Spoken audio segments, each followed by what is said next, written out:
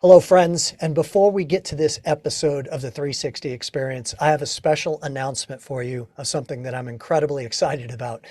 It's a project that I've been working on for over a year, and it is my hopes that this changes the mortgage industry forever. A learning management system that is geared towards changing the way that you think, the way that you learn, and the way that you find success in the mortgage business. And it covers every topic you can think of: sales, marketing, customer service, leadership, time management, culture, personal development, and the list goes on. And it's delivered in a unique way with support materials that are going to help you execute at a level that you've never executed before. It is backed by the finest and most giving faculty that's ever been assembled in the mortgage industry, people that you've heard on this show over the last several months. In addition, we are creating a culture of mortgage professionals who think the same way and want to help each other. Folks, welcome to the Loan Atlas, and it is my pleasure to announce and bring it to you. The Loan Atlas goes live in early January, and you can sign up to be a founding member by simply clicking on the link below and entering the wait list. We're going to have a huge discounted price for founding members, so go check it out. Learn more about what we're doing to change the mortgage industry. We hope that you become a member so we can guide you through this journey of having more success in your business and in your life. Now, for another episode of the 360 Experience podcast. Well, hello there, friends, and welcome once again to another episode of the 360 Experience podcast. And I am your host, Tim Braheem. And today I want to introduce you to Michael Regan. I've known Michael for about 4 years now. He's a terrific loan originator out of Northern California. Michael is a former broadcaster, and I think that you're going to get a feel for that in our dialogue today. He's incredibly comfortable on camera. He's very articulate and he's very engaging, but you're going to learn some really important things about today's business and going forward what you need to be doing to be successful. I kind of define this episode as hunting rather than gathering, which is exactly what Michael's been doing for a long time. He started in the business all the way back in 2006, working with World Savings Bank. Currently, in this present year, he and his wife, Patricia, are going to fund well over $50 million in production, which is absolutely fantastic in the market that we're in right now. And he's doing it in the old school way. Michael is a master of business development. So you're going to learn in this episode exactly what he does to cultivate relationships with real estate agents, how he nurtures them, how he markets to them, and most importantly, how he engages them and gets to know them. We're going to then transition into depthful dialogue on how he has grown to over 82,000 Instagram followers and how he picked up 2 reverse mortgages just last month and only had to spend $5 a day doing it in his marketing on YouTube. Michael has really mastered the art of social media marketing. And we're also going to talk in some depth about database management and database marketing. I mean, right now, if you're not talking to people who need to borrow money or people who can refer you to people that need to borrow money, you're doing the wrong thing. And Michael is proving that to be the formula right now, because that's exactly what he's doing, is making sure that he is in front of people that can make his business move. Before I get to the conversation with Michael, I want to thank you for listening to this episode. I also would like to ask you to remember that if you like this episode, to please give us a like. If you're watching this on YouTube, please comment. Subscribe to the 360 Experience podcast if you haven't already done so, and forward it on to any work colleagues and friends that you think might find it to be valuable. The more people that we have listening to these episodes, the easier it is for me to get great guests on the show. Now, without further ado, my conversation with Michael Regan.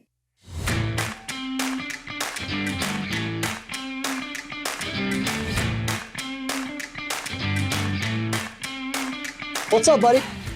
Hey, Tim, it's always awesome to spend some time with you. And I'm just, super looking forward to our conversation. How'd it feel the second time around having to say that since I didn't hit record the first time around? Hey, it was awesome, though. It just adds to the experience, so it's all good. At least we didn't get 20 minutes into the conversation before I realized I didn't hit record. I love it. The last time I did that was with Jesse Itzler. So like over a year ago, and we were like 20 minutes in and I felt like a complete idiot. So thanks for being patient with me and looking forward to talking to you. I've been looking forward to this conversation for a while because I think that there are two things that you're going to be bringing to our dialogue that are hugely important right now. Business development and marketing, and I mean, that's really what it's all about right now in this market is getting in front of people that can refer you to people that need to borrow money and getting in front of people who need to borrow money. And you're doing that in a very focused way. I want to talk about business development because that's been your primary focus for many years now. And I think that you're going to have a lot to teach as it relates to your strategies for developing relationships with realtors and other referral partners. And then I really want to, after that, talk a bit about how you've exploded in your Instagram following. I'm not sure what's going on Facebook because I'm never on there, but I saw you're up to like 82,000 Instagram followers. I gave Mark Bowie a little shit the other day and told him that you left him in the dust. Yeah, let's start with business development. First of all, how long have you been in the business for, and when did you make the transition fully into biz dev as a sole focus? Yeah, no, great question, Tim. So I got in the business in July of 2006. My wife, Patricia, got me into the business. Basically, I was just turning portfolio at World Savings at the time. And then in October of 2009, essentially, I'd gone through multiple transitions where Wachovia bought World Savings, then Wells Fargo. And I was just like, look, if I have to ever work for Wells, I'm not going to work in this business. Like I got to find something else. So I went out on my own in October of 2009.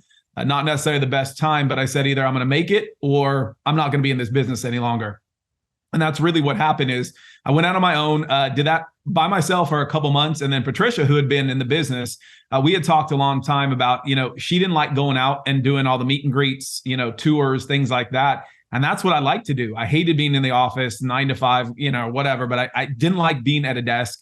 I didn't like doing that. So we'd always talked about joining forces and, splitting our tasks. And that's what we did. So it was in March of 10 that we officially kind of joined forces, created the team. And then, it was definitely an interesting patch for a year or so in terms of kind of finding our lane, because I don't want to step in her lane. She doesn't want to step in my lane. And so kind of really finding, okay, this is what your responsibility is. This is what yours, or this is what you're best at. This is, what I'm best at. And so after time, obviously it's been a while now, we just have it down in terms of basically, what each other does and supports us. And so it's been, it's really been since March of 10 that I've been in pretty much all biz dev because I don't think I haven't taken a loan app since that time. So yeah, it's been quite some time. So your job is solely to go out and cultivate and nurture relationships, but obviously enough to be dangerous and then some to where like you can answer the questions of the referral partners when they ask them, hey, I got a buyer that, has this situation. You can, if you don't know the answer off the top of your head, you can get it very quickly. In most cases, you know it off the top of your head.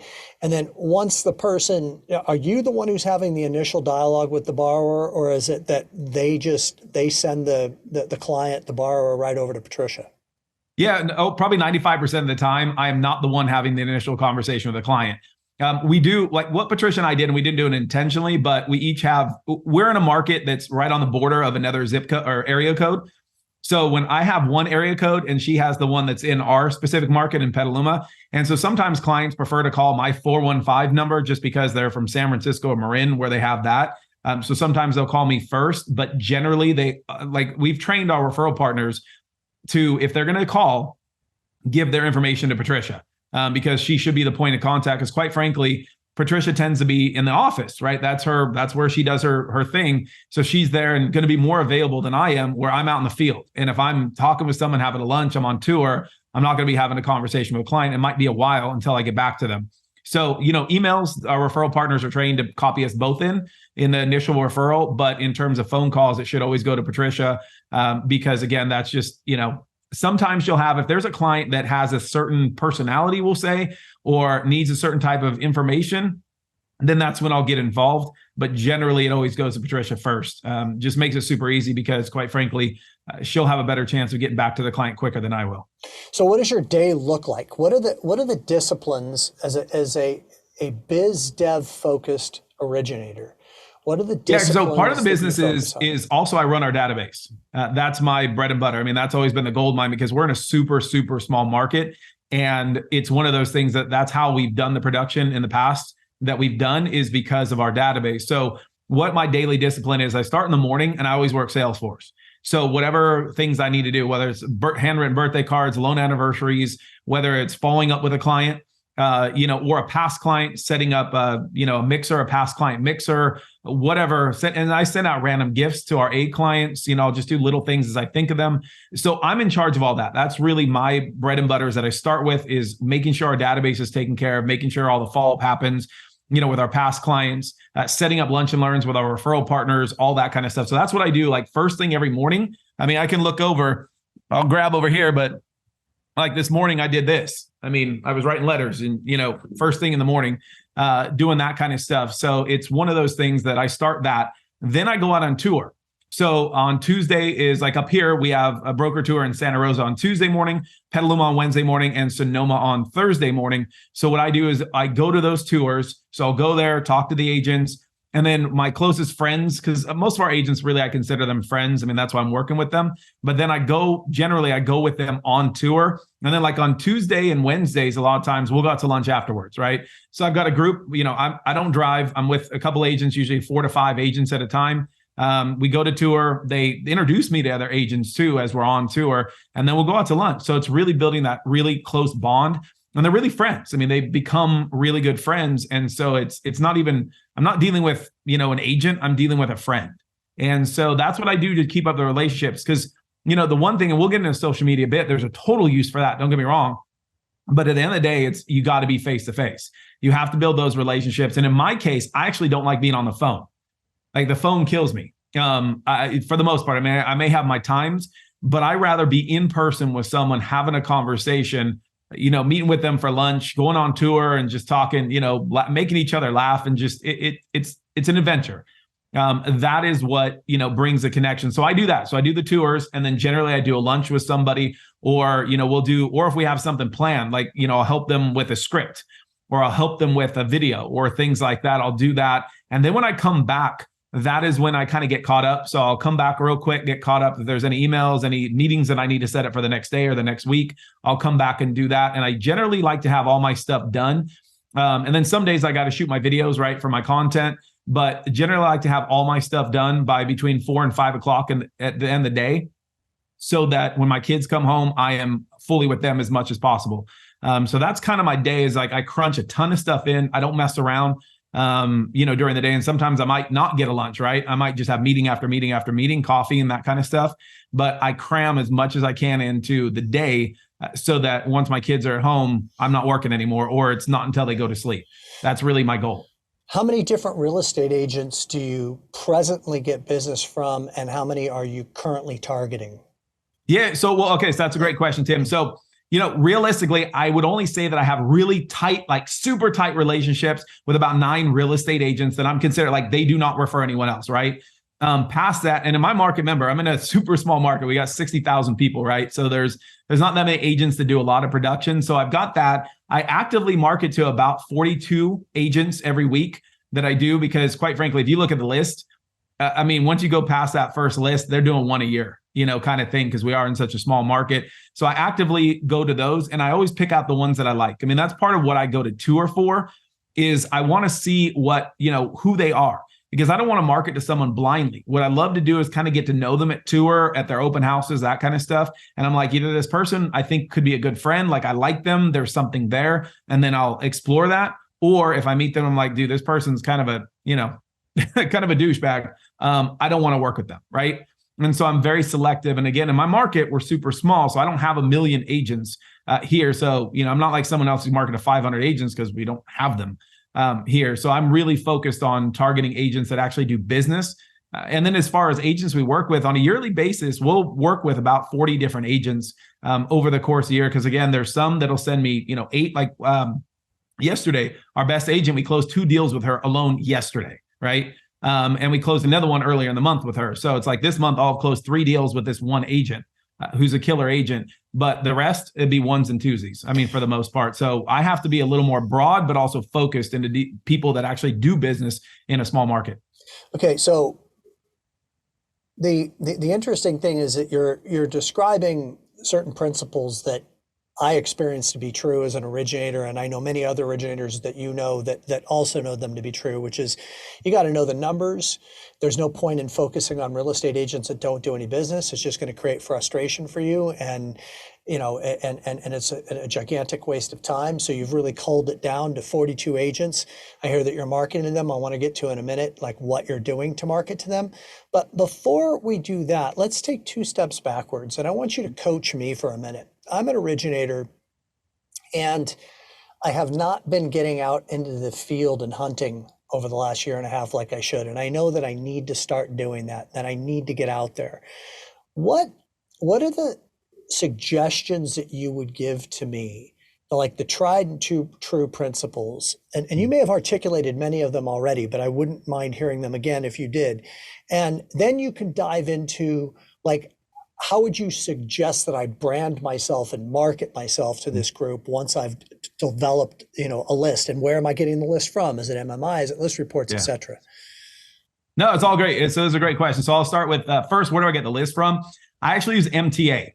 MMI in my market is horrible. Like, the numbers are so far off. So MTA has been the closer one for me. And I love their app. It's super easy to use. And I can actually even see, and I don't know what MMI, like I said, I used MMI for a while, but the data was so bad that I was like, forget it. I'm not even going to waste my time on this. So I use MTA, but I love it. Also tells me who their lender is, because I can see who they use on their buy side. So what I do is I use MTA and I'm focused on, Sonoma County, because that's my area. I'm not interested in going, hours out. So what I do is I go through MTA. I'm looking at who's actually doing the production, who they use, and what kind of deals are they doing. Like, if they're more at list side, it's not that I ignore list side, but I mean, I'm personally focused on the buy side. I will be, I'll take a listing agent out, don't get me wrong, because I understand the concept of they may have a buyer, but they also will take my offers, right? If they like me, they know that we're really good. They may not have a lot of clients for me, but I found two things to be true. Number one is that I may not get direct business from them, but they will take our offers over other people when they don't know the other people. That's one. And then one of my better agents, like, he's a really good listing agent, doesn't do a lot of referring us other clients, but what he is amazing at is referring me refis in a refi market. I mean, literally, I've done more. I have this one agent, top 3 agent in town, but he refers me the most refis of clients that use some other lender or paid in cash, when they bought the house. But then when they ask for a refi referral, he sends them to us. So he's been awesome for that. So there's other ways you can look at listing agents, but otherwise I focus really on the buy side. And so I'm just looking at who's doing the numbers, right? And who they're using, because if that matters, because if I know, I know my competition very well, and I know where people are really good and where they struggle. And so it's one of those things, I use that information to my advantage when I have that conversation with the agent. But really how I go about it. So if you're brand new and you're like, okay, first, how do I get this information? Number one, pay for MTA. I think it's 3 counties and like $108 a month. So it's not, any crazy cost. And I'm able to really focus on, give me who I should be going after. Because I think that was the biggest thing, is when I was new, I would always have a meeting with an agent and then I wouldn't see a referral from them. And I'd ask the title company and they'd be like, oh no, they're busy. And I'm like, okay, am I doing something wrong? And I kind of get down on myself. And all of a sudden when, I got MTA years and years ago, then I realized they're so full of shit. I mean, I don't know if I can cuss on this, but they're full of it. Well, you just did. So keep it going. Yeah. but you know what I'm saying? They're so full, like the title companies. I'm like, dude, they did 2 deals in the last 8 months. I mean, that's busy. So, it's one of those things. And then I saw what they did. It was like cash, or they didn't do any deals. And so it really put me at ease that, okay, I can't just count on what other people say. I need to see the data. So I really became data driven on that and found the list and found the agents that are actually doing business, and also the ones that were buy agents, right? Because I really want to focus on that, because that's my business. And so that was where I got the list. Now, in terms of going after them, I want to know who they work with, if they have any loyalty, if they're loyal at all, because that can tell you something about someone. But then that's when I start going to broker tours and I go to their houses, when they're on tour, because I want to get to know them. And this is a long-term strategy. I'm not looking like 1 week, let's go meet everyone. I'm there every week, be consistent. And so then I can meet so many different people, and especially newbies that come in, that kind of thing. And then I listen to them. I just listen to how they talk, how they treat people, how they interact with people. And then I'm just kind of a student, and I listen. And then once I'm like, okay, I think this is I like this person, I want to know more, I think they're actually a quality person, or at least they seem to be, then that's when I'll kind of get to know them. Like I'll go to their open house, on broker tour. Maybe I'll get someone who knows them to get them in the car and go on tour with us, right? And so I've done that several times. They'll go on tour with us. We get kind of a conversation in a group setting. And then all of a sudden they're like, okay, there's a warm lead. And then when I call them up, go, hey, let's go out to lunch. Let's talk. It's much easier. Like the conversion rate is so much higher when I've done that work up front than if I just randomly call someone and they don't know who the heck I am, right? And so that has been a huge thing for me, is to do very slow, very detailed. I mean, I'm very detailed and certain on how I do things, but it's all long-term. Nothing is like, hey, I just need a meeting tomorrow. It's always kind of building up so that my chances of getting that meeting are much higher and the conversion rate will be much higher. And then when I sit down with them at the first meeting, what I made the mistake of, or I just didn't know, it was a learning experience, is when I would first meet with an agent, I would kind of just vomit on them, right? I have this program, I do this, blah, blah, blah, all this crap. And the conversion rate wasn't great. What I started changing into my career, and you had to get comfortable, right? You have business a little bit, but you just have to do it a lot also and see what works, is that when I sit down with an agent now, literally I had a meeting last week with a brand new agent that I did the whole thing with. They went on tour with me, with one of the title people and one of their agents. Then I contacted her about meeting, had the lunch with her, but she said, oh yeah, I want to hear all about your business. And I totally directed the conversation and I asked her about herself. And obviously people like to talk, like I'm doing right now. People like to talk about themselves, right? And so it's one of those things where I got her talking about herself.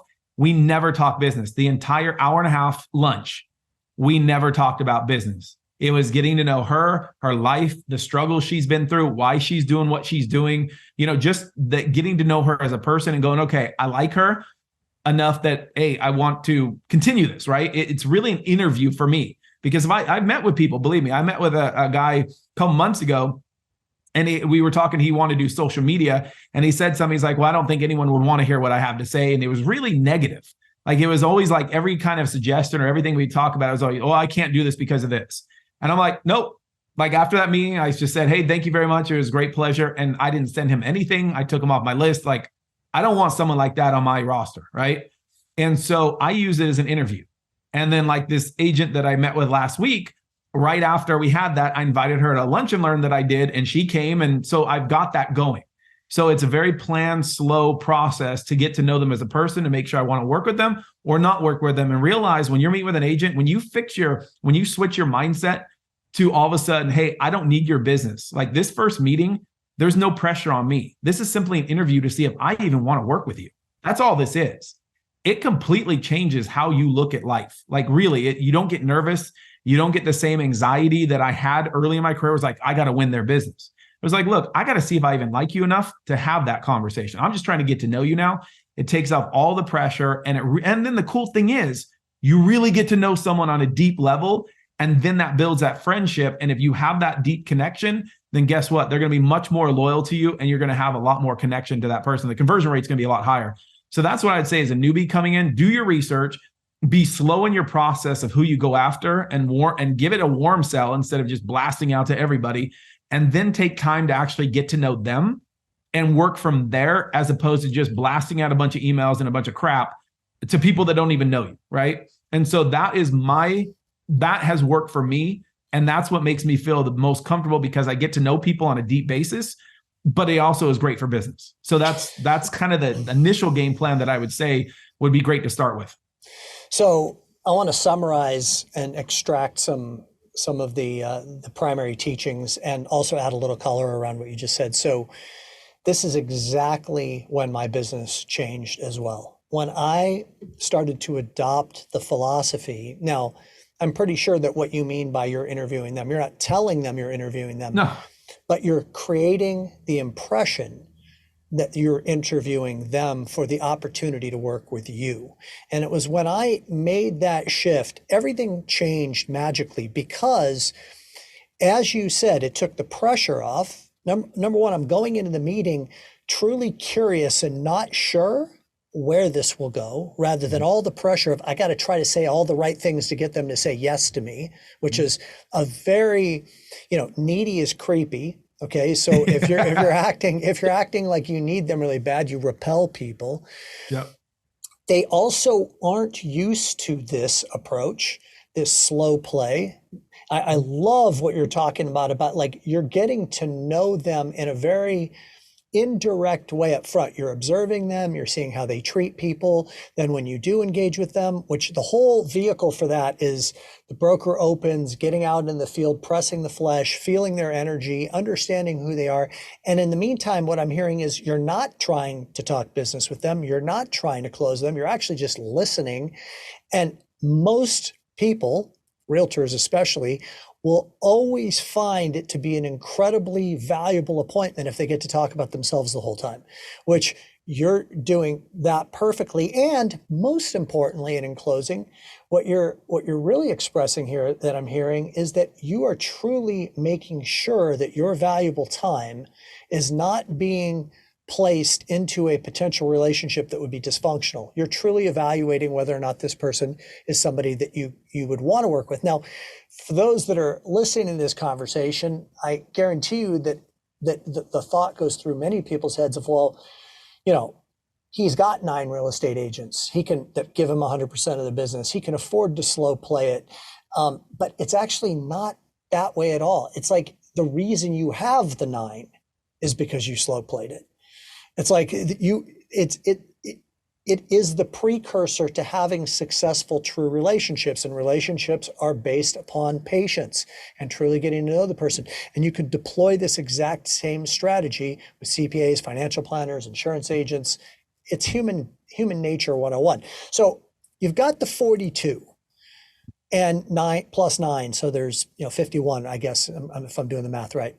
What do you do to market to them? Like when you talk about marketing to them, what are the things, like what are the weekly and monthly disciplines of how you market to them? Well, number one, like I said, Tim, I'm not a big phone person. Like I can call them if I don't see them, but basically I have a game plan set up this. Number one, I'm going to tour every week. So a lot of the agents that are on my roster or that I'm going after, or, that I do work with, I'm seeing on a weekly basis because I will see them on broker tour. I'll go on tour with them. I'll go to lunch afterwards, whatever. So the ones that are there on tour, I'll see. The second thing is what I'll do is the ones who I don't see at tour, I will go into a lot of real estate offices, right? So I'll actually, and I don't make appointments. I just go and see it because I kind of know their schedule, when they're there. And typically like in Petaluma, with broker tour day being Wednesday, people tend to, after broker tour, go to the office, that kind of stuff. So what I'll do is I'll just go there and I'll go to some of the offices and drop by, just say hi, that kind of thing. And so I'll just connect with them on an in-person thing. And then if I haven't seen someone in a while, like I have a monthly call sheet. So if I haven't seen someone in a couple of weeks and we don't have any deals going, no leads, no nothing, it's kind of quiet on that front and I haven't seen them, then what I will do is I will absolutely call them and I will set up an appointment so we can meet for coffee, right? Just so I can get them in person. And like there's one agent who's one of our better agents, but she's in this system where like she doesn't talk during the day unless it's a client, but she has like quiet time and all this, like she's gone very, it works for her.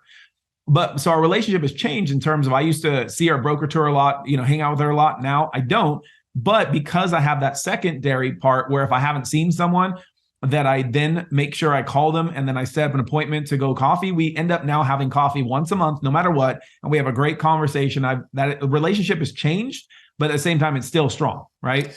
So what I do is let me interject for just 1 second. There has to be somebody listening saying, how do you get these coffee appointments when these realtors are always blowing me off all the time? When I call and ask for coffee, I don't get a return phone call. So how would you answer that? Well, 2 things. Well, and that's where the whole strategy comes in, because generally, again, the agents that I have on my strategy with, so this isn't for a brand new agent I've never met with, right? This is an agent that I've actually talked to, that knows who the heck I am, and that I consider somewhat of a friend, or at least a decent relationship, right? And so when I call them, I'm like, hey, miss you, that kind of stuff. I'd love to have, because a lot of times I don't even talk business. It's like, hey, I just miss you. I love hanging out with you. And I would love to just, can we grab a coffee and for 10 or 15 minutes, whatever, and just hang out. And granted, like 90% of the time, they're like, oh yeah, sure, let's do it. I miss you too, or blah, blah, blah. So I make it very personal and like that kind of thing, because they also know this. I am incredibly persistent and consistent. So they know if they blow me off right now, I'm going to be calling again and I'm going to be reaching out and they're going to see me at some point, right? And so when they know that you don't give up, they also and I don't bombard them. It's just, I will be consistently calling them, on a continual basis. that they say yes. And then also the whole point is, what I've tried to do is when I meet with coffee from though, I make it not just about like, we're not talking business per se, but we're talking their business. I'm not telling them, hey, I got this new product or whatever. We do a little chit chat, but I also ask them like, how can I help you? Or what are you doing in your business? Like, what's going on? And they'll start talking about, oh yeah, I'm having this trouble, or I'm thinking about this. So it ends up being like a mini mastermind so that the time is valuable. So the next time I call them, because I've given them value, or if nothing else, I've been an ear for them, right? Just I've listened to them. That it makes them feel really good about themselves and makes them then, therefore, they feel good when they have that meeting with me. And then they keep wanting to have that time because there's, dopamine kind of drop or something. They feel good, about that. And I want to leave them that when they leave that meeting, that they're in a better mindset than they were when they started. So they want to do it again, right? And so it's that whole buildup of not just vomiting on them and telling them all this junk and how great I am and all these products or whatever. It's like, hey, how are you doing? What are you struggling with? What's going on in your life? And just listening to them and then helping them where I can. So I think if you come from really that kind of mentality of I don't want anything from you. I view you as my friend and I want to know what's going on and how I can help you. It changes that where you get a lot more yeses than nos. It's not 100%. Don't pretend that, but it is like 90%. I'm not exaggerating on that. People, if I call them, I will be able to set up a lunch or coffee with them at a very high rate. I mean, the reason that I asked you that question, I couldn't have thrown you a bigger softball. I had a feeling that your answer was going to be what it was, and I wanted to highlight this. So why is it that most originators don't have success when they call a real estate agent and ask them to go have lunch or go have coffee? Well, let's slow that down. Let's look at the other person that's answering the question. They obviously don't feel it to be a valuable use of their time, or they would be saying yes. Now, let's define value. Value takes many forms, many more forms than we give it credit. Making someone laugh when they haven't laughed in a while is valuable. Taking an interest in someone and asking them to talk about themselves is valuable. Having them share with you the challenges that they're having in their business is valuable. Hearing about your products oftentimes isn't real valuable, which is why you get the no. But it starts, and I loved what you said, Mike, about the they know they're going to see you again because you're out there. You're visiting the offices, you're doing the caravans, you're going to continually stay consistent. I used to call it being a professionally persistent pain in the ass, with the key phrase being professional. Like, I'm professional, but I am not going to let you off the hook. I'm going to keep calling you until you tell me don't call me anymore, which most people won't do that. Okay. And if they know they're going to run into you in all likelihood, and then they're not going to, their fear of feeling uncomfortable running into you because, and having blown you off from 3 phone calls is too great. Right? So there's a lot of psychology involved in what you're doing. But the thing that I want everybody to really take away from this part of the conversation is that consistency and persistence. It's knowing, it's creating that impression and that reputation. You can count on me. I'm going to follow up, and I'm not going to make it about me. And I want to check in with you, and I miss you, and let's spend some time together. And this is where you lay the foundation for those 9 that of course give you 100% of the business. Now, is there any marketing, like you do a lot of video stuff, and we're going to, in a moment, we're going to get into social media marketing, but you do your weekly update still, I assume? Oh yeah. Okay. So tell us about what do you do from a marketing perspective? I know you don't like to be on the phone with them, and you just described in person, belly to belly, but is there anything that you send to stay in front of them? Yeah, no, absolutely. So yes, so Tim, the weekly updates, I switch it up this year. I'm doing on Fridays. I was doing on Monday for years, but I like to kind of change up things from time to time. So yeah, so I film a weekly market wrap every single week. So every single Friday. And I'm not talking about like rates, fees, programs, all that junk. It's more of just actually what's going on in the market, like what caused rates to go up or down this week, what's going on with home sales, like things agents can use to not only be informed in their own business so they can deliver that to the clients, but so they know what's going on, right? Because they get asked these questions and a lot of them have no clue. So I'm actually giving them the commentary, giving them the color. I'll give them charts, that kind of stuff. And it's I try to keep it like 5 minutes ish, like, because of course, if it goes much longer than that, they're going to, zone out. But I just do that monthly update, I do a weekly update every single week. So they get on Friday afternoon, they get their video of me doing that. So they're getting that. And I use BombBomb for that. So that way I can see if not only did they open it, but if they watch the video and how long they watch the video. So that gives me something, because sometimes what I'll do is an agent will ask me a question. I'm like, yeah, I talked about that in the video this week. And I'm like, did you not read it or did you not open it? And they're like, oh yeah, I know, that kind of thing. And then all of a sudden they'll open it, they'll start opening all the videos again. And so I try to keep it very succinct, to the point, but also give them some value that they can use in their business. So that's what I do every single Friday. I'm doing that video. Obviously I post it all over too. It's on, I put it on LinkedIn and Insta and Facebook, and so it's up there, but it's one of those things. So that's every single Friday they get that. But then the other thing I do on a consistent basis is two things. Obviously, they're going to see me all the time, right? I'm out either going to their office or I'm seeing them on tour. I'm having lunch with them, all those kind of things. Or if nothing of that happens, I'm at least calling them once a month. But then the other thing that I do on a very consistent basis is I have lunch and learns. Like I had one just last week. So I get lunch and learns and I keep them small. I only like to have 5 to 7 people there because I bring them in my conference room, which can fit probably like 12 or 13. But what I do is I bring them in so that we have something that's part of their business, right? Something that's going to bring value to their business. Sometimes I do it. Sometimes I bring a speaker in, just depends. But the reason why I keep it super small is because I want to have interaction.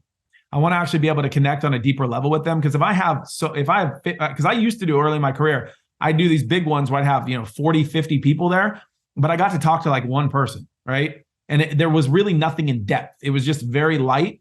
And that's great to a point. But what I realized is, again, I have this brilliant originator in the business named Marty Preston, really amazing guy. But he told me, he's like, if you look at psychology, just study psychology, like you can only have deep relationships with something like 10 or 11 people. Like people will say, oh yeah, I work with, 50 agents. Bullshit. Like you may get business from them, but like you don't have a deep connection with 50 people because it's literally like psychologically impossible, right? All the studies. And so what that did is that helped me reform the idea of, hey, I'm only going to have a core group of probably under 10, realistically, okay? If we're being honest, that are super tight, that literally refer me 100% of the business, and they do business, all right? That's the other thing.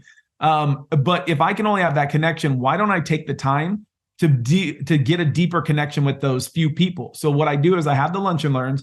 I always invite my A group first and let them say yes or no, and then I'll move on to B's and C's. But I get a small group together, and then we can actually have kind of a mini mastermind in terms of, the lunch and learn. We discuss our topic, but we actually get to talk with each other. I get to talk with them, have more one-on-one time. So I really build that deeper relationship with the agents that come to those and then provide value to them. So that's what I do in the lunch and learns. And then I'll also do mixers.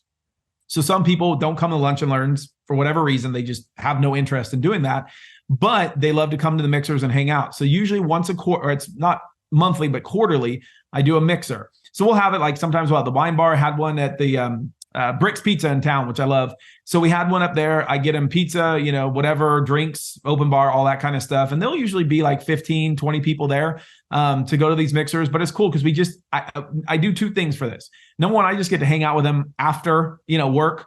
So it's very laid back. We're just talking life, that kind of stuff. And business comes up, but it doesn't come up because I make it come up. It comes up because just part of the conversation, they want to discuss it, right?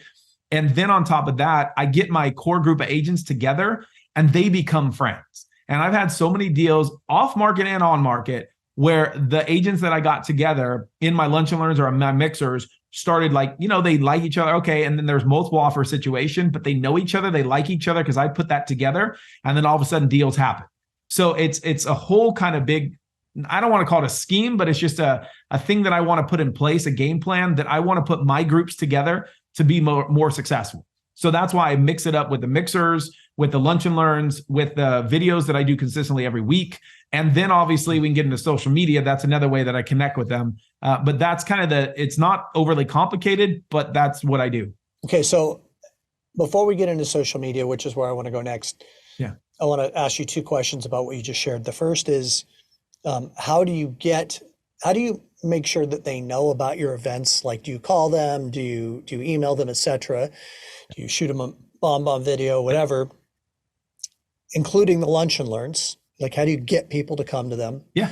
And then number two is give us an idea of a couple of topics that you would be focused on in a lunch and learn. And are you teaching the topic or is it just a full-blown mastermind from the get-go?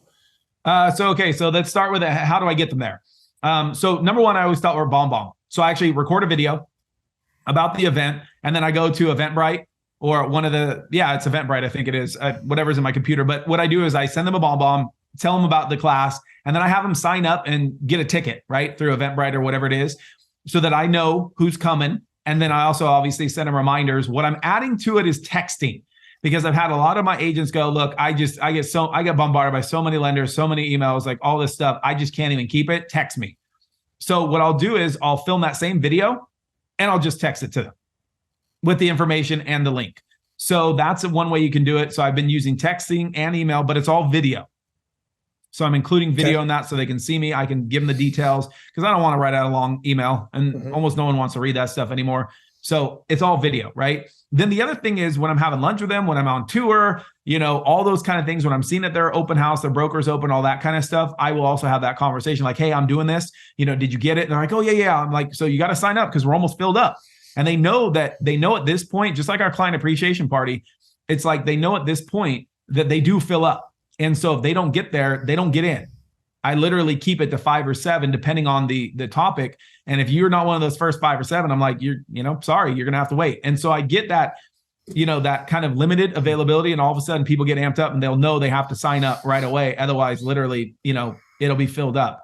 So I do it a multitude of reasons, or ways, I should say, on that one.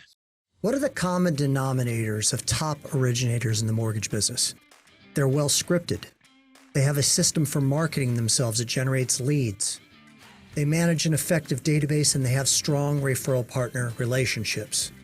The other common denominator of many great originators is that they have a business and life plan, a roadmap, a guide for them to achieve success, and they have an ally, a coach, who assists them in the successful implementation of that plan.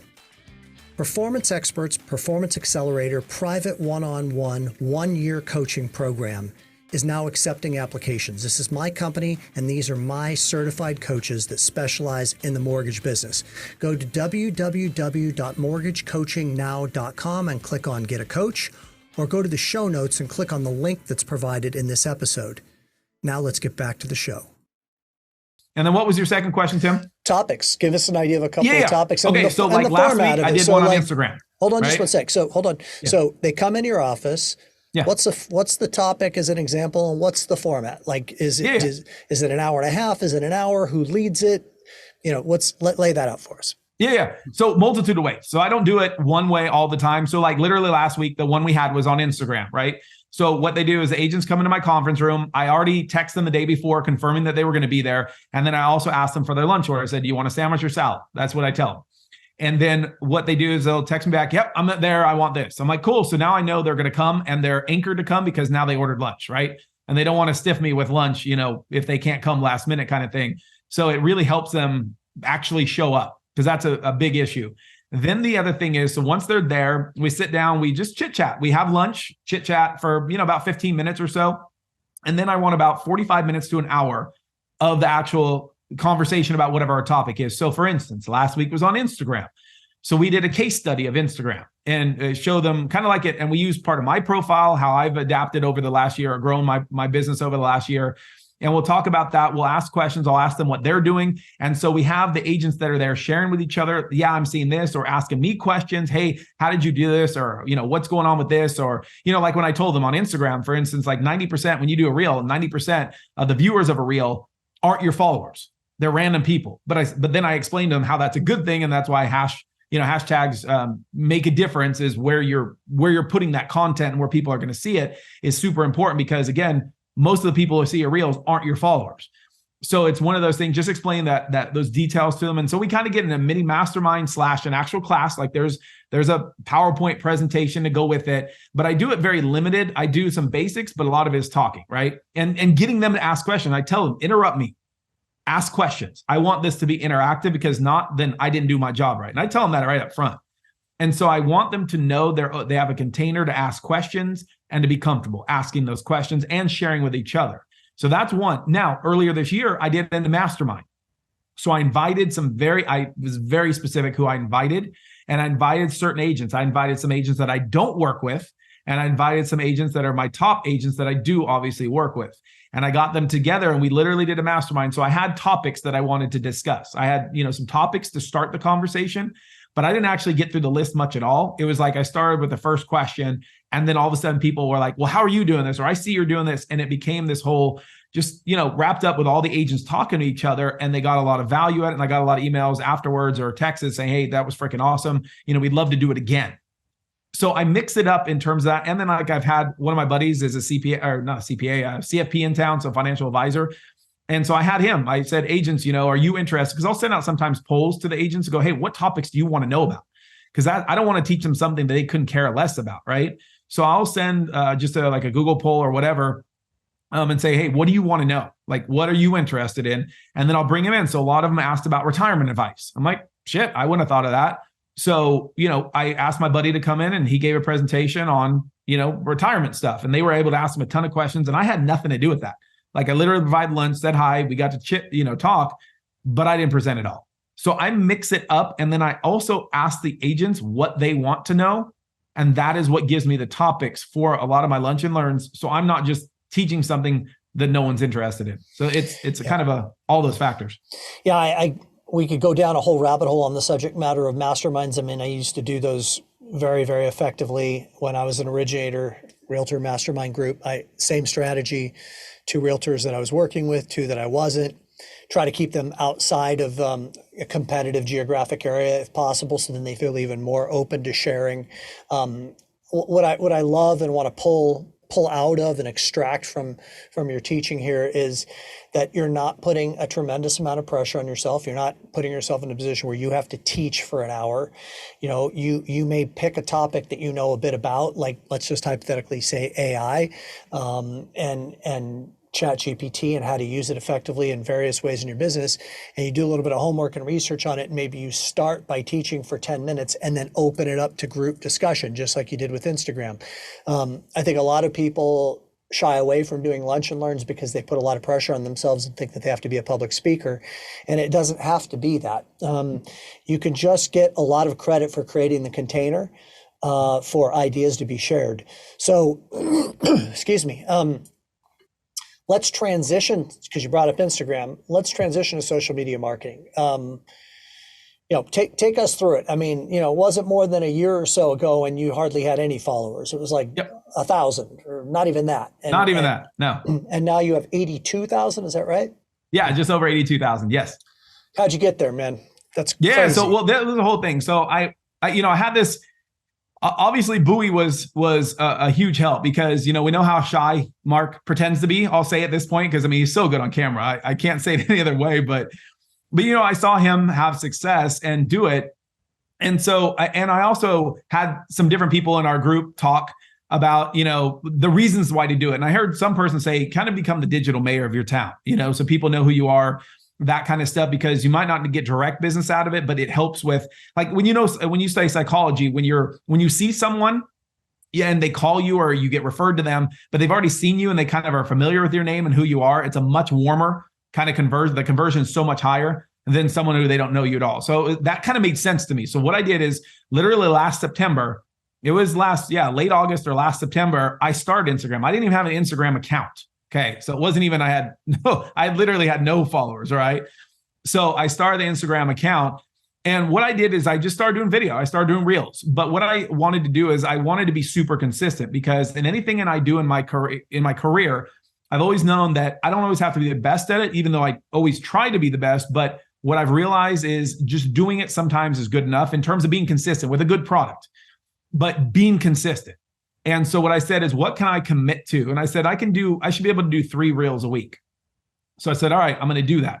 So I started doing literally 3 reels a week, and kind of bumbling. Like, if you look at my first reels, like my very first reels compared to now, it's night and day, right? Yeah, I remember them. Yeah. So it's night and day. So it was just going out there. And then I asked you, I was just getting feedback from a lot of people. Like, what do you think I should do? How do you think I should do it? And then that kind of epiphany came to me, and I said, you know what? I was probably 9 months into Instagram, and I was literally at like 200, 300 followers. Like, most of my videos got like very few views, all that kind of stuff. And I was like, I'm doing some pretty decent content. But what I was making the mistake, and what I've learned through this, is 2 things. First of all, I was overthinking it. What I was doing was I was asking everyone else's advice instead of listening to myself and just being who the hell I am. Okay. That was 1. And then 2, I realized I needed to treat people how, like, what interests me is I look at things as birds of a feather, right? So what I realized, if I'm talking about loans and I'm talking about real estate all the time, quite frankly, most people, that is boring. And unless they're in the market, they couldn't care less, right? The only other people are watching it are other originators. And so it was one of those things, and the agents. So there was something for that. And I'll talk about that in a bit as part of social media strategy. But it was also like, I'm not being true to myself in terms of, I just need to be myself. So what I started doing many months ago is I just started talking about different topics. So I didn't just talk about real estate and loans and all that stuff. I talked about stuff that was interesting to me. And then all of a sudden, I saw that when I talked about something that had nothing directly to do with loans, all of a sudden people started commenting, they started following, like it grew. And then I did a video, like my biggest video to date. I did a video on taxes, right? California wanted to propose like 30 different taxes. I did a video, didn't think it was one of those things because I read all the time. I saw the topic and I was like, man, that kind of pisses me off. Like they're already trying to tax, they tax us enough and they want to tax us more. So I did a video on it. Holy shit. Like, I mean, I think it's over 110,000 views. It's got like something like almost over 10,000 shares. It's got a ridiculous amount of comments, you know, all that stuff. And it just went bananas. And my profile just started exploding, like just exploding. From that, it was a video that had nothing to do with mortgage.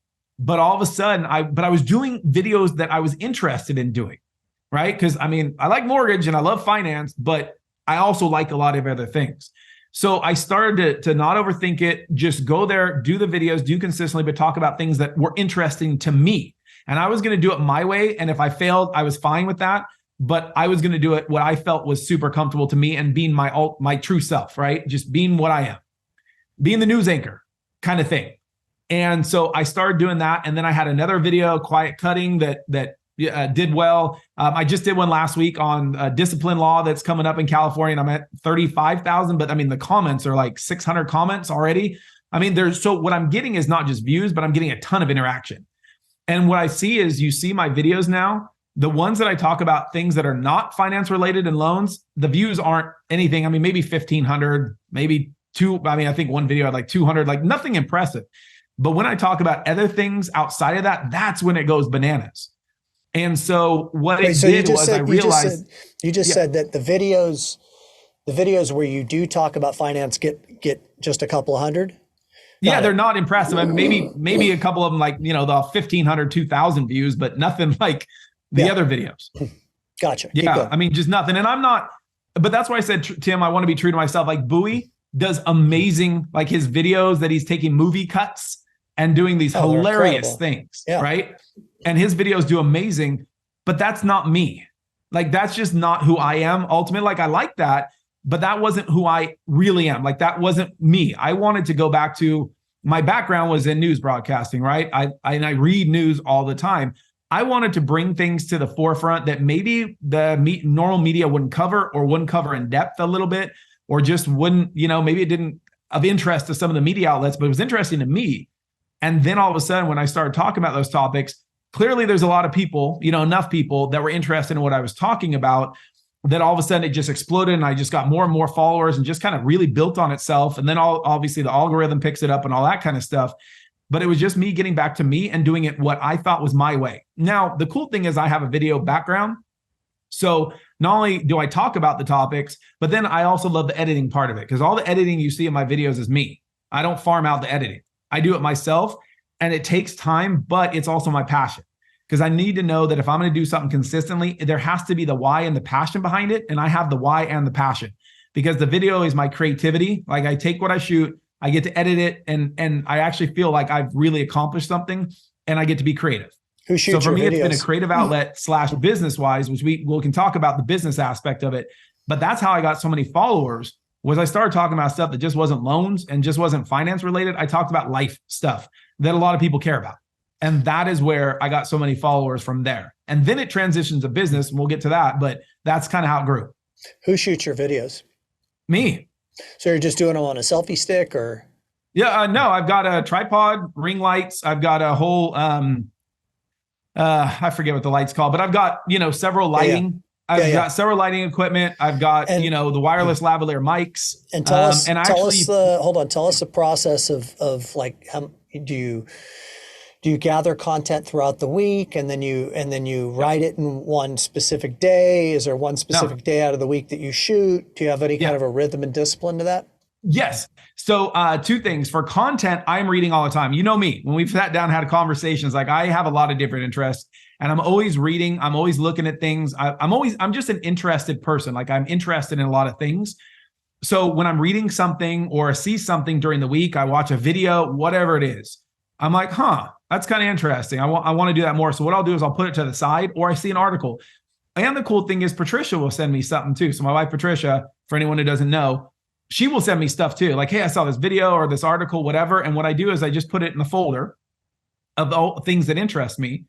And then what I do is I sit down usually on Monday afternoon and I'll go, okay, what am I going to do tomorrow? Now, sometimes I have a couple topics that I'm like, dude, I'm hot on this one. Like when I saw that school discipline bill got passed, I was like, dude, I'm doing it on that. Like that's going to be one of my three. But then what I do is I look at things that I think are interesting, different, or sometimes I'll do a standard one of like, hey, what are home values doing, right? So sometimes I'll mix it up. And then what I do is once I come up with the topics, then sometimes if like I saw a video, I'll cut the video, right? So I'll get some of the video that I want to use in my reel and I'll have it ready to go. So that what happens is on Tuesday afternoons after I get back from Santa Rosa tour, and it's every Tuesday afternoon, what I'll do is I come in Tuesday afternoons into my home office. I've got my topics and then I have I set up my equipment. It doesn't take very long to set up. I've got it down.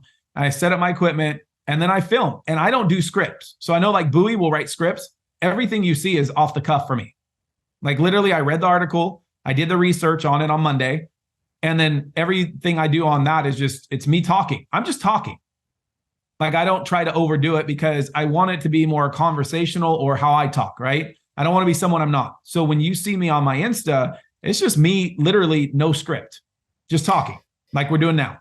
So let's transition to the most important topic, because there are plenty of people who say, well, so what if they have X amount of followers? How many loans are they getting? So talk to us about where you're at with that. Like what's the pull through been? What are you seeing in terms of translating into business ROI? Yes. So, well, in terms of the loans, I want to get into YouTube ads in a second because that is the gold mine that I've discovered. But in terms of Insta, this is where people get a lot of social media wrong. So, it's like in our business, a lot of people, it's all numbers driven, right? How many loans do you do? It's not about how much money you make a lot of times in our industry. It's how many loans did you do? It's like, well, if you look at your W-2 and my W-2, wouldn't be a lot different, but you did more production, right? I think there's a lot of that in industry. It goes with social media too. Well, you got to have a ton of followers, otherwise you're a failure. And that's total bullshit. And this is why. I saw, and I had the conversation with you, as soon as I started doing it, even though I only had 200 and something followers, even though my videos might get 100 and something views at the time, I instantly had people coming up to me that I was not really that close to, or, just had a general acquaintance. And they would come up to me, be like, oh, I can't believe this person's doing this, or I can't this. And they would just start talking to me because they saw my videos. And so it opened up conversations, and it realized that clients who follow me on Facebook, because remember, I take my Instagram videos, they're put on Facebook. I also put them on LinkedIn, and I also put them on YouTube Shorts. So I'm taking that same piece of content and going around different areas because different people follow me in different areas, right? And there'll be different connections. So what I do is I take that content, get it out to a lot of different venues so people can see it. And then the conversation happens. So I had agents come up to me. I had clients definitely come up to me or email me, but I had people that I didn't even like, they weren't my clients. They weren't my agents coming up to me and having conversations. And I'm like, oh shit. Like I get the point of it because people are seeing you in video, and there's something about seeing someone on video that does change things. And all of a sudden you have these conversations that I wouldn't normally have. And it ended up coming to situations where, again, I go to an agent and I meet them at tour and they've already seen my content on Instagram, because some of the agents, like they'll follow me first. Like I'm not even going after them. They'll follow me. And then all of a sudden, then I have that, I see them at tour, we start the conversation, and it's just a warm lead because they've seen me on video. They've seen what I do, and I'm super consistent, right? I'm doing my 3 a week. And so they see me on there, they see that I'm doing something really cool, and they see that I'm getting traction. And all of a sudden, when I reach out to call them or I talk to them to set something up, it's a warm sell because they're always like, they almost feel like they know you. So that's where people, sometimes you go, hey, am I getting a lead directly from Instagram, like someone DMing me? But okay, so are you getting a ton of those? No, but am I getting a lot of interaction with people that I normally wouldn't have, or clients, like past clients sharing my content, they DMing me like with questions about it, or following me, or sending it out to their sphere, or just me being in front of them without having to hammer them and sending out, a ton of emails to my client base every freaking week that just drives them nuts. But what if they passively see me on these different channels, and me being a professional talking about what I talk about in a good video, right? Because my stuff isn't, I'm not, camera's not all wiggly, sounds good, all that stuff. Like, they're professionally done videos. It just brings that in and opens up a lot of things that you can't directly track, but you get a lot of conversations, a lot of people coming up to you, talking to you. And again, past clients, agents, it's a warm referral. I mean, like there's so many things you can go to, even business owners. I've gone in certain businesses and they're like, oh yeah, so I saw you, blah, blah, blah. And I'm like, oh shit. So I'm just saying, it warms things up where it can make that conversation or that conversion to business in the future so much easier when they see you as a professional and they see you out there doing the videos and doing quality videos, that, well, I can't say, okay, I got this directly from it. It still had a huge impact on that initial connection. So that's where I think people get it wrong, is they think you have to have, like I tell agents all the time, I don't care if you have 500 viewers, right? Or 500 followers. The point is, if you're consistent putting out there and have your clients follow you, have business people follow you, that kind of stuff, they're going to see your content all the time. And I said, how many times you go to an open house and you see a little magnet on the refrigerator from an agent, and it's not the agent who's listing their damn house, because they only contacted them one time a year with a stupid magnet. But if you're in front of video and you're on all the different media sites and they're seeing your content, guess who they're going to think of when they want that? Or who are they going to think is the really pro?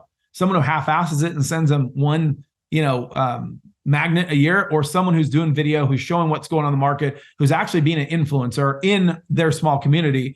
That's really what it's about. So to me, I don't care how many followers I have. It's that I've seen what it's done for me in terms of warm connections with people that I normally wouldn't even talk to, talking to me and reaching out. So I'm just saying, it does change how people view you, and also how hard it is to get in, or easy, with new people when they see you through video first. So that's why I'm saying you have to look at that also as just as valuable as the direct lead you get, if that all makes sense. It does. And I think that, I think that I like many things that you said there, especially the part about you not trying to be anybody else other than you. And I'm thrilled to hear that you've had success doing just that, just being you in the creation of your content. I think that the consistency is always an important component to anything that you do. So I like that you highlighted that. And then the last thing is that I think that what you're doing an effective job of here is you're changing the narrative as to what defines success in the social media category. It's not necessarily about tangible, direct deals that you get from the platform. It's how many warm connections, or how much is it assisting you in your conversion ratio ultimately at point of sale, because of the exposure and the branding that you're creating through that platform. And it will be quite interesting to see when rates do drop, whenever that is, what may happen if you've got 82,000 followers and you start putting out videos that, I would have to believe it's a sheer numbers game. You're going to get some refis from it for sure, from all the seeds that you've planted. What are the common denominators of top originators in the mortgage business? They're well scripted. They have a system for marketing themselves that generates leads. They manage an effective database, and they have strong referral partner relationships. The other common denominator of many great originators is that they have a business and life plan, a roadmap, a guide for them to achieve success, and they have an ally, a coach, who assists them in the successful implementation of that plan. Performance Experts Performance Accelerator private one-on-one, one-year coaching program is now accepting applications. This is my company, and these are my certified coaches that specialize in the mortgage business. Go to www.mortgagecoachingnow.com and click on Get a Coach, or go to the show notes and click on the link that's provided in this episode. Now let's get back to the show. You wanted to talk about something regarding YouTube. Yeah, because you asked about lead directly, right?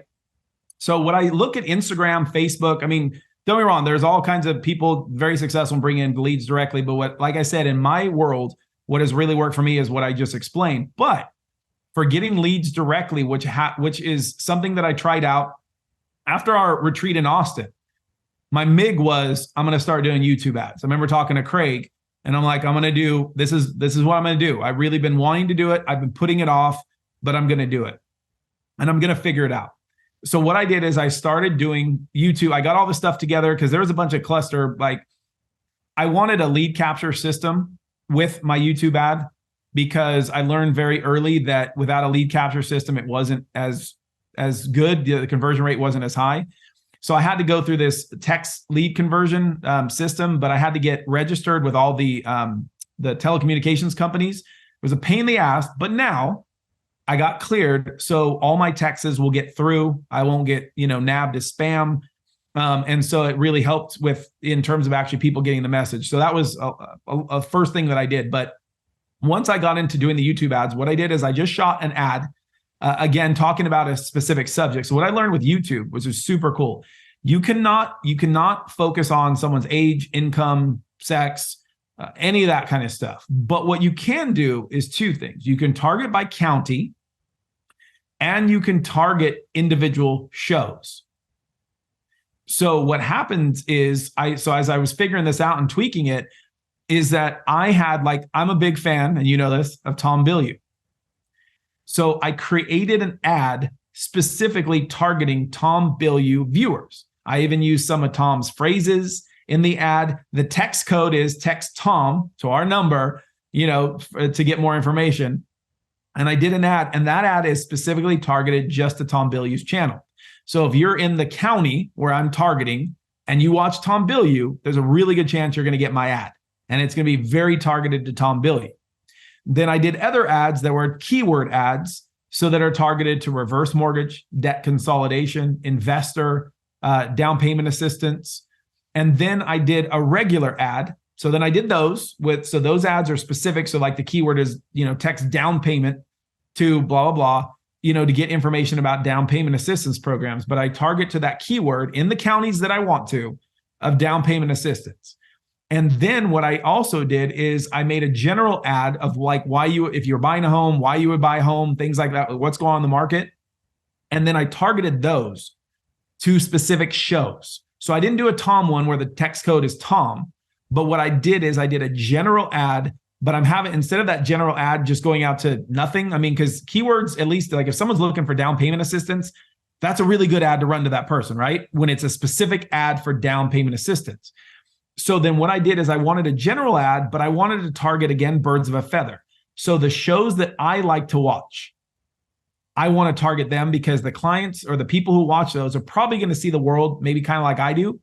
And so that's going to be a warmer conversion because when I talk to them, we're already going to have a base level of things. So let me slow you down because I'm a little bit lost and I'd have to imagine that I'm probably not the only person is. So Tom Bilyeu, for those of you who don't know who he is, he's a podcast host. I think it's fair to say he's had a podcast for years, he definitely has spectacular guests on his show and has a huge following. So you're targeting an ad. Somebody watches Tom Bilyeu's interview with Dr. Joe Dispenza.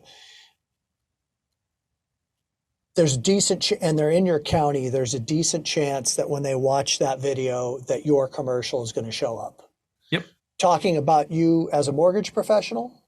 Yeah. But it's an ad, right? For them, if you're looking to buy a home, basically contact me. So the relevance, hold on just one sec. So then you transition to the subject matter of reverse mortgages or down payment assistance.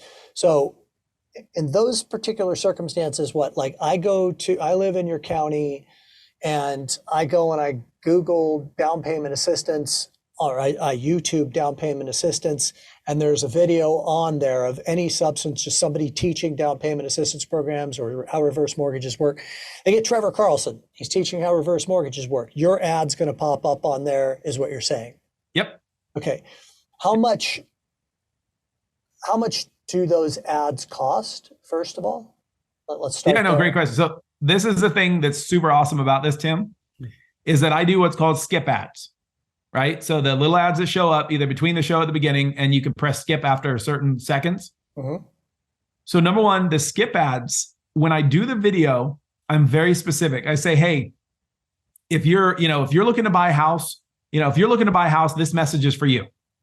Because what I want to do is, if they don't care about buying a house, I want them to hit skip. And the reason is this: YouTube does not charge me unless they watch my video for 30 seconds. Okay. So by doing that, all my videos start with something to get people to go away if they're not interested in my message. So I don't have to pay for it. But my average cost is 2 cents a play. For the whole thing, if they play the whole thing. 2 cents is my average. So there's certain that are, 1 cent, certain that are 3 cents, but my average is 2 cents. How many ads are, like, you run an ad on any of these different channels, approximately how many ads are getting viewed? Well, I mean, I can go thousands. I mean, so for instance, my reverse, in like 2 weeks, I had 5,000 views. Wow. Okay. So that one is a big one. And so what happens is, so someone who Googles, because remember, Google and YouTube tied together, they could Google it and they'll get YouTube results. But when they watch a video on YouTube and they looked up reverse mortgage, and it doesn't even matter. It could be Trevor. They could have gone to another video. They could be watching, some random news video. But because they were looking up reverse mortgages, my video is going to play because they were looking up reverses either on Google or YouTube itself. So they don't even have to be watching a reverse mortgage video.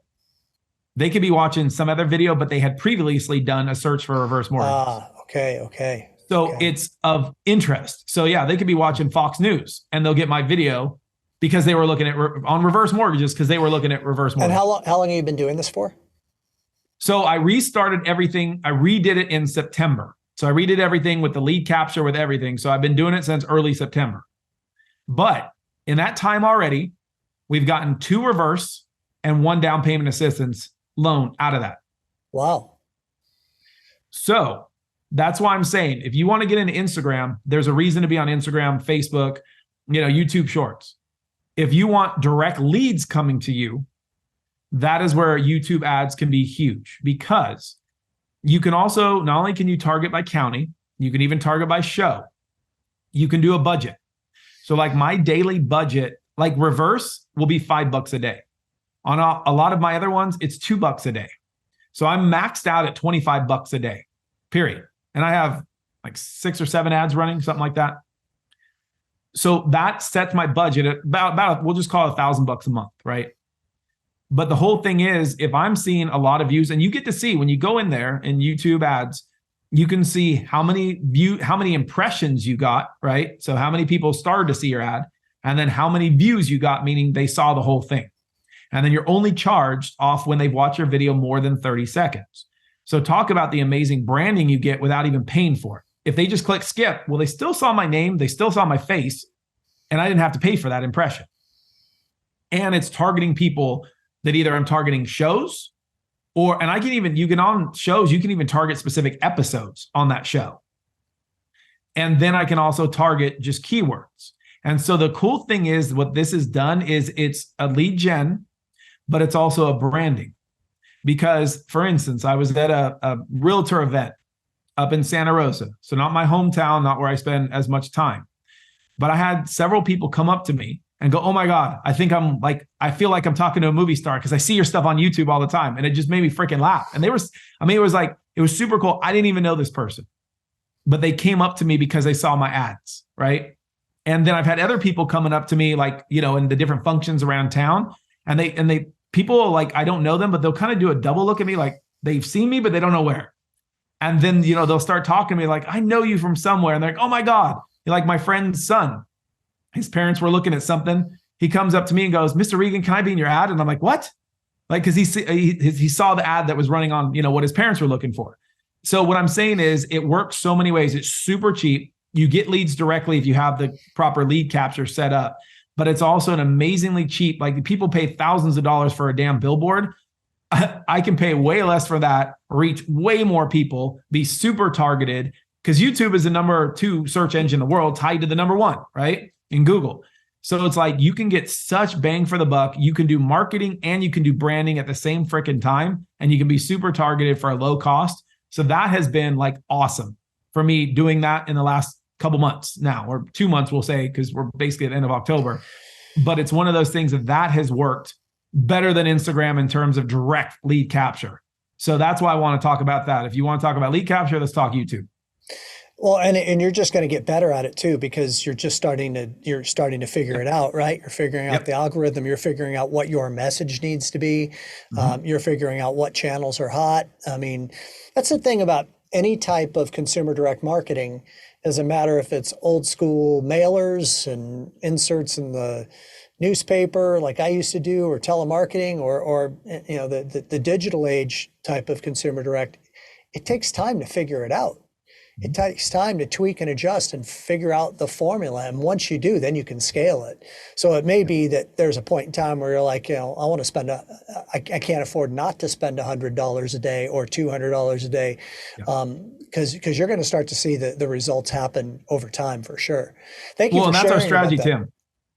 Just on one thing real quick is also, so we're getting licensed in a bunch of states. So I've just got licensed in Hawaii. Patricia's got a bunch of states, and she got Idaho, and we're working on a bunch of states. But what I'm going to do now, I'm figuring this out, is I'm rolling this out to other states. So what I can do is I can be here, but I can have my ads running for certain things in other states and get business. So that's our next strategy of moving to other states to get business using through YouTube. So this is a great way, and I can target exactly the county that I want. I can even target a local show, maybe that people watch there. You can do so much that's the next strategy that we're going to be implementing soon.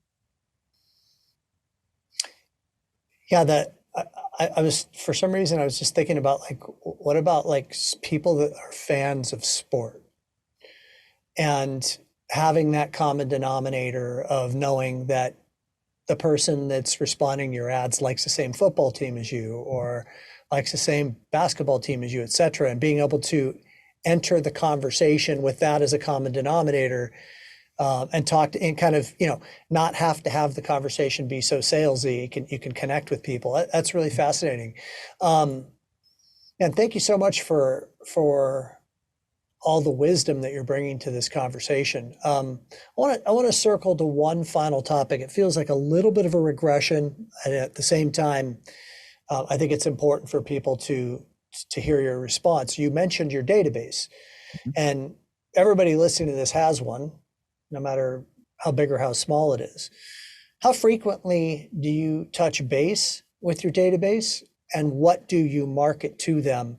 Because I think that's such an important thing to be doing right now in today's market, because there's this unbelievable groundswell of people in loan originators' databases that can't move but want to. And there is going to come a point in time where that jail will break. And if you've been in touch with them, then you're going to get a lot of business. And if you haven't, you're probably going to lose a lot of the business that you should have gotten. So tell us a little bit about that before we conclude. Yeah, so it's a great question, but that's why I said that database has always been our gold mine, because we've had to maximize it, right, in such a small area. So what I do is our clients are always touched 8 to 10 times minimum a year, all right, minimum. But that is where it gets all different ways. So we do the old school one where we'll just send, mailer, like an email out on a holiday, something like that. Just again, a light touch. But what I do in different ways is I have the loan anniversaries. So literally when I do a loan anniversary for a client, what I'm doing is I don't want to have to hire a whole team to do loan anniversaries. Like, it just didn't make sense economically, especially in a tighter market like this. But what I want to do is give them something of value. So like in the loan anniversaries that I do is I actually review their loan anniversaries. And part of what I do is I send them a handwritten letter. And I've got this whole form depending on, what their situation is. I send them a letter, and I also send them recent sales in their area. And people love to know what houses are selling for by them. So I send them this letter, handwritten, envelope, all that stuff. So it gets opened. And I'm telling you, that's been one of the most awesome things over our career, because we'll get people, like I sent one out for debt consolidation, right? To a couple that I knew had a first and second, had other debt. We sent the debt consolidation letter out as part of their annual review. And guess what? Who called us, right? When it's an older client, I'll send the reverse letter. That's kind of a form letter, but targeted to reverse. And so I send them loan anniversaries. So they're getting something in the mail. On their birthdays, I handwrite them a birthday card. So they're getting, because that's the thing, email gets blocked all the time, right? But I want tangible, handwritten, not half-assed, some corporate thing doing it. I want them to actually open it. And so I write the like I showed you this morning, did, what I need to do. I did the handwritten cards. I did the handwritten loan anniversaries. I have all that. So they're getting touched and mailed that way. Then what we do is we also, of course, have HomeBot. So every month they're getting their HomeBot digest too. So there's another touch for that. And I've got a big group of clients because that open rate's near 90%. So they're getting touched every month from HomeBot. And then what I also do is that, number one, you have people following us on social media. So they're seeing our content all the time passively. But then I also do a big client appreciation party once a year. And of course, during COVID, I couldn't do that. But now that we're starting to back open up, I always did a big client appreciation party, and I usually have 100 to 120 people there. And it would sell, and that was sold out. Like I would go to a venue, their max was whatever. And when I talked about earlier how clients, agents know that my lunch and learns will fill up, they really know. Like literally, I will get clients who email me going, when's the invitation coming out for the client appreciation party? Because we do it night. We have a very healthy budget.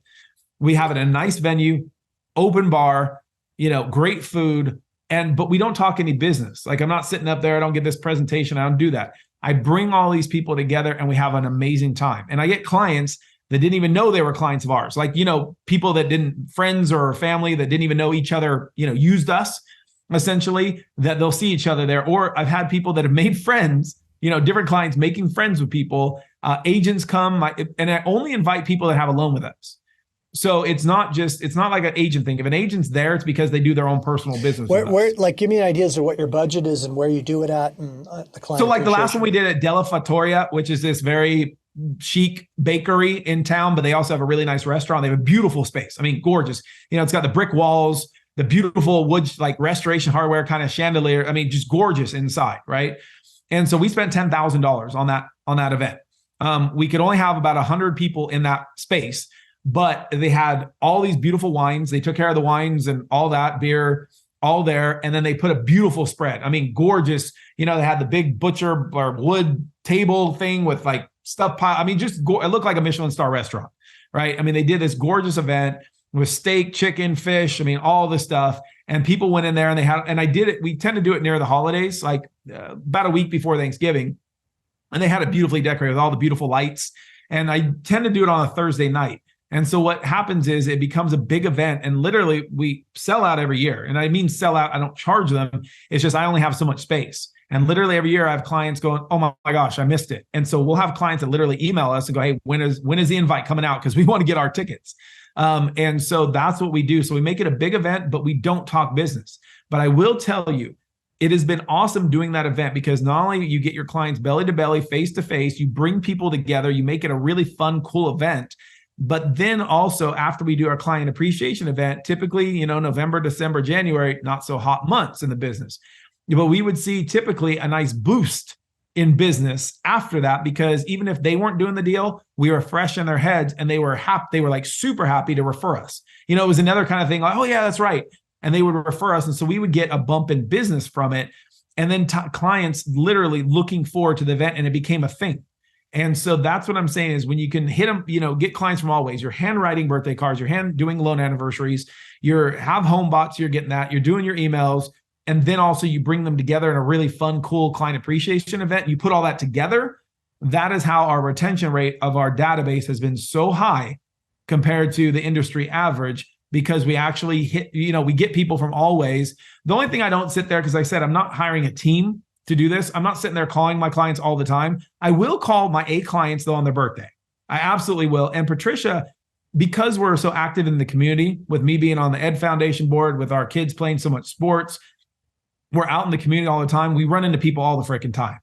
And we'll call them, we'll invite them out to dinner, whatever. So it's like we have this whole kind of strategy that just is bringing people together and not just spamming them with the same damn email every single week, right? And so that has been super cool for us about having that deeper relationship with our clients that keeps that stickiness that they actually come back to us. So that's kind of the whole round we'll do. And the reality of it is that, $10,000 is a small amount of money at the end of the day. I mean, that's in your world, what, 2 deals at the most? Okay. Yes. So if you have 100 people there and you treat them to a very special evening that they're not going to forget, it's just a matter of time before at least 25 to 30 of those people do another deal with you. So you just do the math on it, and it's like you spent 10 grand, you made 250,000. Like, it's just working smart. And The thing is it's always about going the extra mile and making it special. Like if you phone it in, you're not going to make an impact. You got to spend the extra money and do it the right way. I'm glad that I asked you the question about database management. Michael, thank you for being here with me today. I have a ton of notes here. I'm sure that the listeners do as well. You're a wealth of knowledge. It's good to see you, brother. No, thank you so much, Tim. It's awesome always hanging out with you, and just my pleasure to be here. Well, I want to say thank you to everybody that is listening to this full episode of the 360 Experience podcast, and we'll look forward to talking to you again very soon. God bless everyone.